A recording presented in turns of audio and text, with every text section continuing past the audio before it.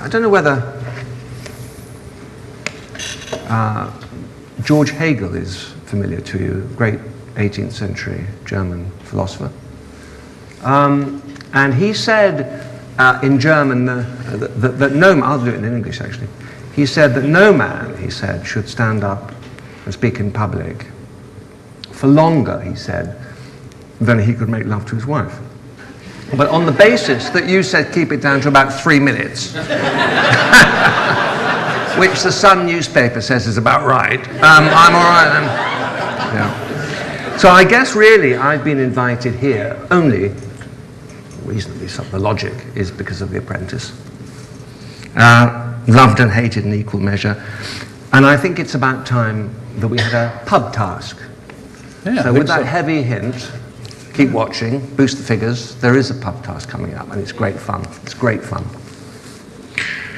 But one of the few fun things really about being involved with The Apprentice is you meet interesting people. And there was a sport relief, a special charity one the other week, and there was a big party at the end of it. And I was standing there minding my own business, and up shuffled the great Clement Freud. He has an extraordinarily large head. It's the size of a horse's head. Anyway, he shuffled up.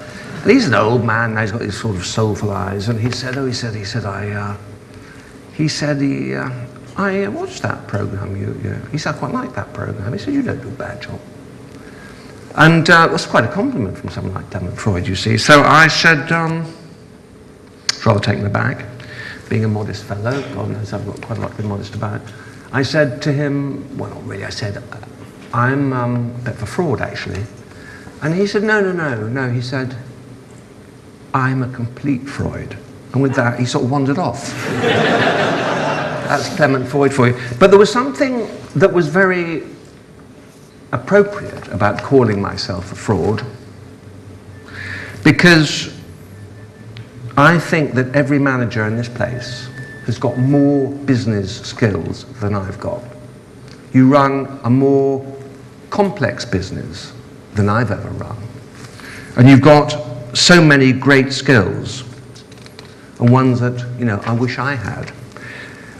You may not know this, but you're all polymaths. And I know that because I asked Margaret about polymaths. I said, I've run across this word polymath.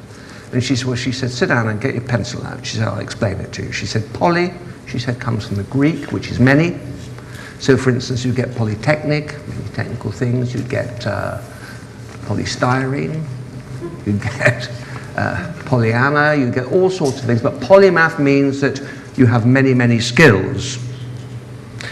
And in everyday life, you have to exercise all of those skills, really. You've got to be actors in your pub. And you know that you've got to put on a bit of a performance.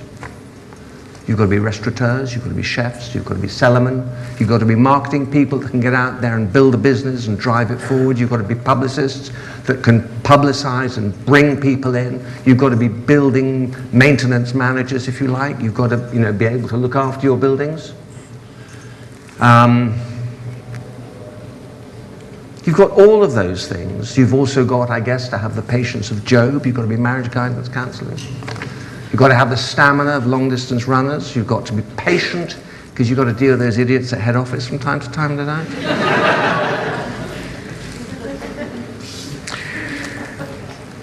But like me, in The Apprentice, you've got to work within a framework.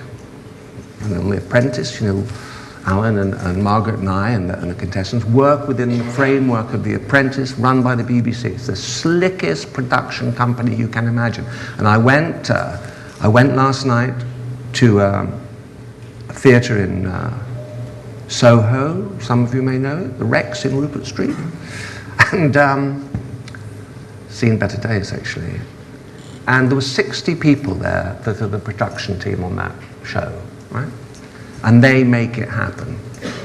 And just as we can only function within the framework of The Apprentice and the BBC and all the money they throw at it, so you guys can only really operate within the framework of Fuller's. And this isn't some sort of management directive that I've received, but Fuller's makes it happen, or gives you that framework, that platform whereby you can run great businesses, because each of those houses is your own business in that way, So in that sense, I guess you're very lucky. And then you go back and you think, well, the Publican Awards, I think, were 10 days ago or so. Just about that, Nick, yeah. Yeah. And who won the best tenanted award? And who won the best managed house award? Yeah? You guys did. And I say bravo.